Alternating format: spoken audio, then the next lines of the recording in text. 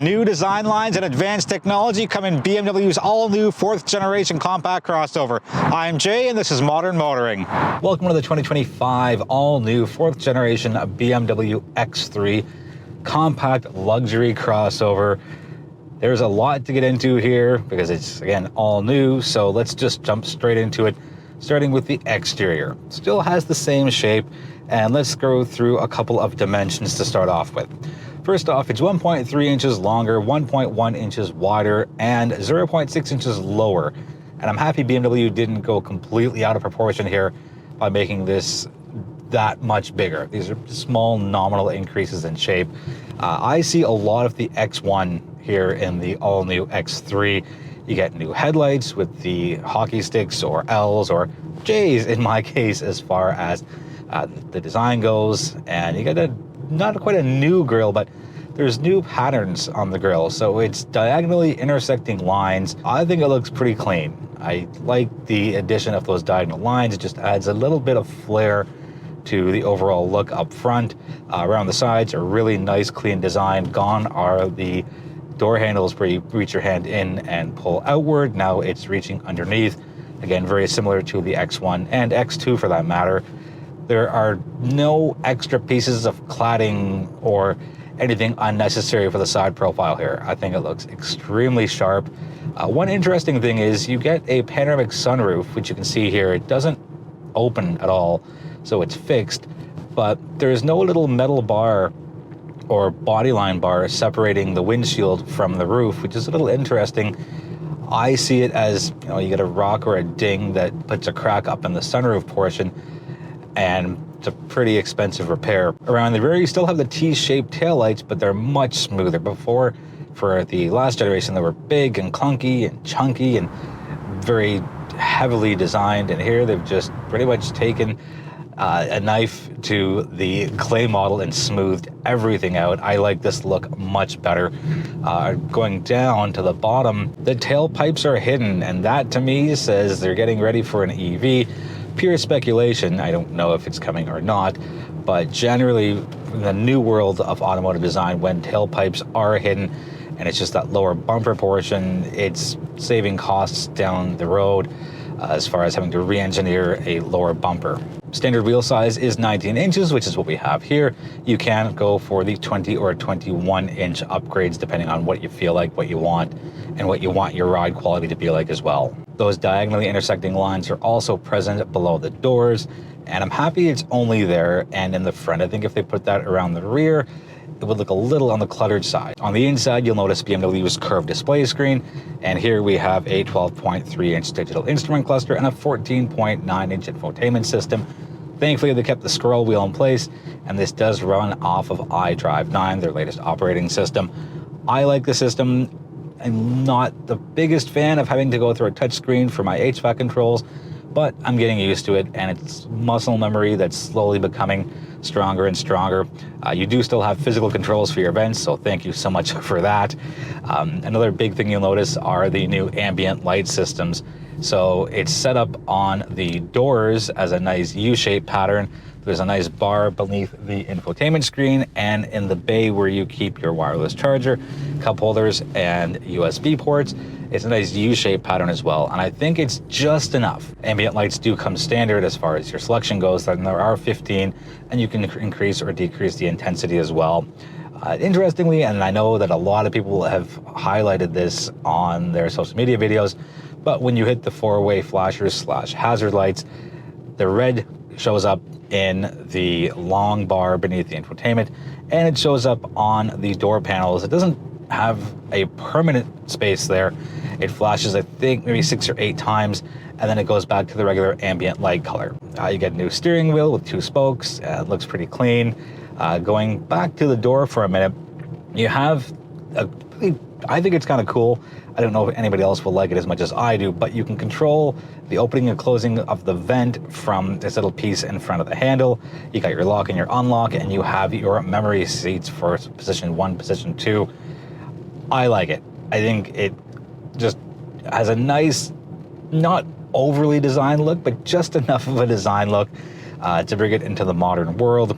Another big advantage here that I see in the 4th generation over the 3rd generation, Your light controls are now back on a stalk as opposed to being a little panel in front of the driver's left knee, and pretty simple stuff. And yes, you can push a button and it brings up some additional controls on the infotainment screen. The key functions are there and it's on or auto, and nice and simple, no issues. High beams are there as well. This does have the optional head-up display, which is part of the premium package. Back to the charging bay for a minute. Wireless charging does come standard, as does wireless Apple CarPlay and wireless Android Auto. I think it looks cool. I think there's plenty of space here. You can put taller bottles in the cup holders. The one little knock I have against it is there's no privacy. There's no cover that can be retracted, so it's just kind of wide open space. But there is a glove box and there's a fairly good amount of space in the center console cubby as well. You also have that little flip paddle as far as your gear selector and your My modes, and there's a volume scroll as opposed to a volume knob, and I'm just happy that there's something there as opposed to having it be screen only. The rear seats are pretty spacious and I can easily fit behind myself, and they are fairly comfortable. Now, as far as materials go, for all of your seats, you have 3 options. You can go with a Vaganza option, you can go for leather, or you can go for a Vaganza and Alcantara combination. I like these seats. It's the Vaganza. I think they're extremely comfortable. They look good, they feel good. No driver fatigue for me at all. Before we get into driving impressions, I'll wrap up with the cargo figures.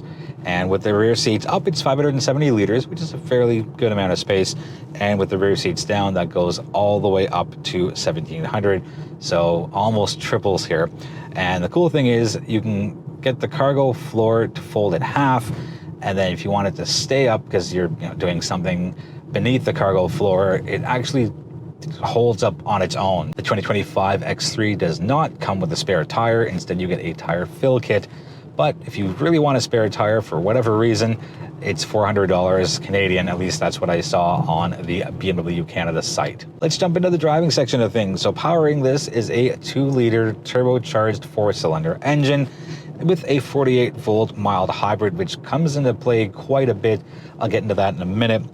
Power figures are 255 horsepower, 295 pound-feet of torque, and it's all through an 8-speed automatic transmission. Just so you know, there is also an M50 version, and that's got tons of power. So that runs off a 3-liter V6. Power figures for that come in at 393, and torque comes in at 428. I have that booked in December, so you'll get a review of that, well, hopefully December, maybe January. But there's a $16,000 price difference, so if you really want your speed with your X3, you can absolutely have it here with all the power. But back to the 30, which is what we have here, I think the power figures are more than enough. Now, before I get into driving dynamics, I want to mention an interesting thing. Going forward for this model year and onwards for all BMWs, there is no more I for fuel-injected vehicles or gasoline with mild hybrid vehicles. Those are being designated only for their EVs. This is no longer a BMW X3 30i, it's just a BMW X3 30. There is plenty of power here, there is passing power, there is not instant acceleration, but that 48-volt hybrid definitely makes a significant difference here. Twists and turns are taken quite well. You always have that flat and planted feeling here. Yes, I know it's a compact crossover and there's a higher center of gravity and it's not going to drive the same as a sedan. But for what BMW has done here as far as distributing power through that 2-liter turbo engine, I think they've done a terrific job. It's fairly quiet. There's hardly any road noise bleeding in. The acoustics seem to be extremely well done. Lots of padding, lots of insulation here. And again, considering the class of vehicle, it scores very high marks for me. You have plenty of visibility out of your front, rear, and side windows. Whether it's rural roads or urban conditions, I think the power split here between, again, 255 horsepower, 295 torque, through their all-wheel drive system, it does extremely well. I always felt I had plenty of power regardless of what driving situation I was in. And there's really no need for any more power for this variant. And if you're wondering, hey, doesn't the X1 and X2 have similar engines? Well, yes, the torque figures are both 295 pound-feet for the X1 and X2, and I believe the horsepower comes in at 241. So comparing the X1 to the X3 for their power figures, Yes, it's 14 more horsepower going from 241 to 255, but the way the engineers have done it, it doesn't feel like I'm lacking for power at all. I'll give you a quick audio listen here. So it's definitely there, and 8-speed automatic transmission is very typical of BMW. It runs up and down the gears without any issues. Haven't noticed really any stuttering or stammering when it's upshifting or downshifting. To wrap up on the driving side, I think the X3 does exactly what it's supposed to for a vehicle with this specific purpose. A lot of this will be in urban situations or maybe on some highways or freeways. You know, you might do some cottage driveways or some camping, and you might have a little bit of non-paved road. Keeping in mind what the target demographic is here for the X3, I think this 30 variant with the 2-liter turbo 4 does extremely well. On the fuel consumption side, there is a huge difference between this generation and the 3rd generation. So what we have here is 8.1 liters per 100 kilometers combined. 3rd generation, 9.9, which is a huge difference. That's nearly 2 liters per 100 kilometers saved here. And the 48-volt mild hybrid has a lot to do with that.